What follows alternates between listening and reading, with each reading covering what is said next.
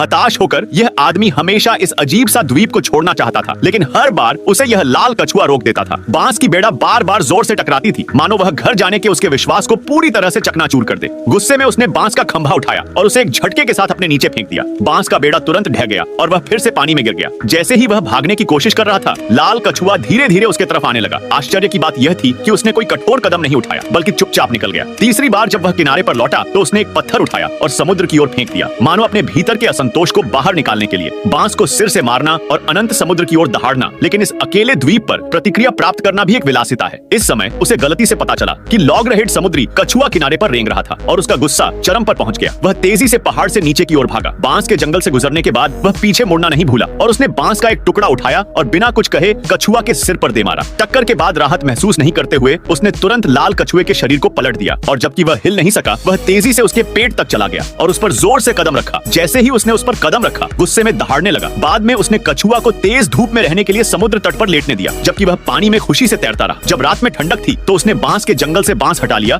और फिर से समुद्र में जाने की योजना बनाई। हालांकि लॉगरहेड समुद्री कछुए की बाधा के बिना भी वह अलग द्वीप से नहीं भाग पाया। यहाँ तक कि एक तूफान के दौरान वह समुद्र में लगभग मर ही गया था। दूर से गतिहीन लॉगरहेड कछुए को देखकर उसे यह सोचकर थोड़ा और झिझक महसूस हुई कि शायद उसने उसे गलत तरीके से दोषी ठहराया था। जैसे जैसे दिन बीतते गए, उसके अकेलेपन और अपराध बोध की तीव्र भावना ने उसे लॉगरहेड